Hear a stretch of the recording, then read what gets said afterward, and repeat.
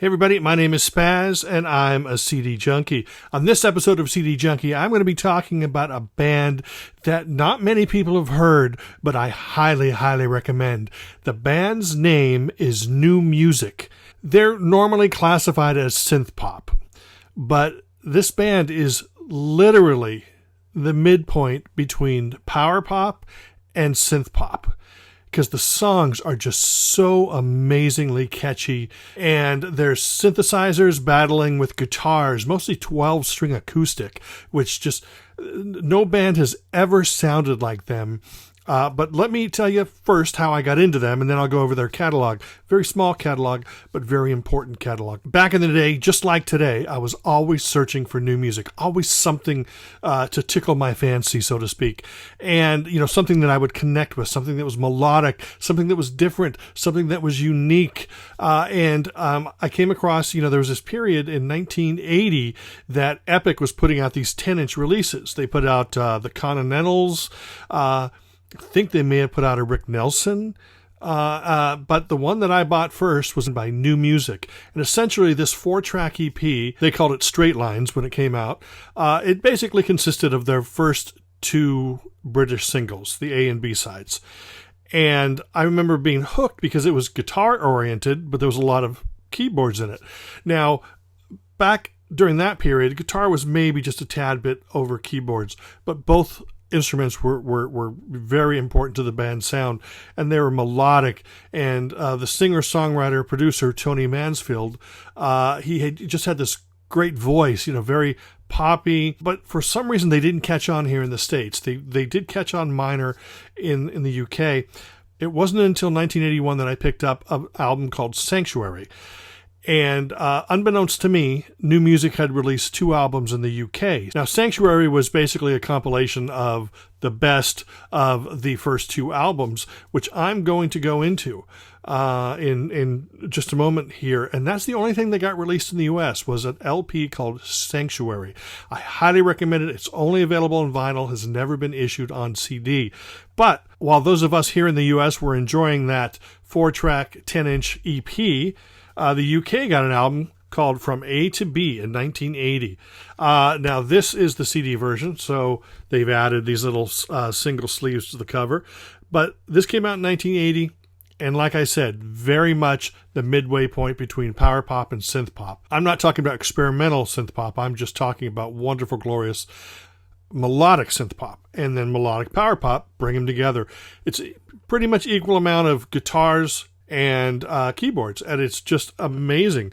This album was filled with great tracks, including Sanctuary, Straight Lines, On Islands, Living by Numbers, fantastic, and this has bonus tracks right there. Highly recommended if you are a fan of great 60s influence pop, but it has a lot of synthesizers in the mix as well. Fantastic, very unique sound. I'm going to say this over and over again. Nobody quite sounded like New Musik. Then in 1981 came an album called Anywhere. Now, this is another fine album, but guitars a little bit lower, keyboards sort of started dominating. But this does have great, they all run after the carving knife is fantastic. Just these huge acoustic guitars and synthesizers and hooks galore. Even the slower, mellower, keyboard-dominated songs here were fantastic as well. Highly recommended this. And like I said, the Sanctuary album featured songs from both of these albums. So those are definitely recommended. Now, by 1982, half the band had left, and they brought in a new third member. Warp is not as great as the first 2 albums. It's a really fine album, a lot of great songs, but the dominance of guitars was toned down, and it's mostly keyboards. And this does get a little experimental, a little strange, but the songs are fantastic. I really like this album, but it's not as great as the first 2 albums. Definitely, if you have the first 2 albums, then you're definitely going to want that. Now, oddly enough, I'm going through and I'm pulling these CDs. The last video I made, 10cc, I couldn't find one CD, but then I realized that I have 2 versions of Warp. This is the Japanese, has the same exact tracks as this UK one, and then I found that I have a 2 CD version of this, and this contains the first 2 albums with the bonus tracks. So I guess I have more new music than you do, but you can never have too much new music. But here's a little thing I just wanted to add to this. Producer, songwriter Tony Mansfield moved into production. He was writing songs. You know, he would perform stuff with like Yukihiro Takahashi from Yellow Magic Orchestra. He produced a lot of records. I'm going to show you a few of the records that he produced that you might be familiar with. We're going to start off with Captain Sensible. His first two albums, Captain Sensible from The Damned. These were pretty much great mix of synth pop and guitar. Obviously, you know, these are edgier, but especially this album, if you like the sound of this album, if you like the blend of electronics and guitars and pop melodies of this album, then you're already familiar with the sound of new music if you've never heard them, because this album really sounds a lot like new music. It's the thing about Tony Mansfield. He was kind of like the British Todd Rundgren. Everything he touched sort of sounded like Tony Mansfield, and trust me, that's great. If you've heard those new music albums, that's great news. This one less so. This one had more rockin' songs on it, but still, both these are fantastic. I mean, definitely highly recommended. Captain Sensible, nice poppy. You know, they're not punky at all.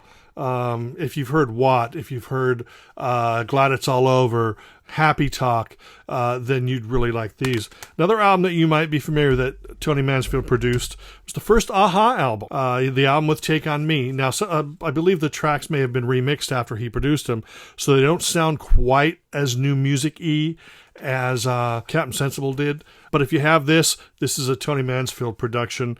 And another band that he produced that a lot of people might know, I mean, he produced an album by B-52s. He produced an album by Miguel Bosé. He produced a lot of records. But another band that you might be familiar with that he produced was Naked Eyes. So if you've heard Always Something There to Remind Me, or Voices in My Head, or Promises, Promises, that is similar to the sound of Tony Mansfield. Now here's the first UK album. Here's that same album sort of mixed around, and it's self-titled. This is the American version of that first album. And then here's Fuel for the Fire, which is their second album, and that was the end of Naked Eyes for that. Anyway, that's all I have for you when it comes to new music and Tony Mansfield. There's a lot of great stuff out there to enjoy. New music is absolutely fantastic. If you love melodic stuff and like the synth pop as well, you're really going to dig it. Plus, the Naked Eyes or Captain Sensible albums, those are really close to the new music sound. So if you haven't heard them yet, definitely check them out. New music. Anyway, that's it for me. Thanks for hanging out for a little while. My name is SPAZ, and I'm a CD junkie.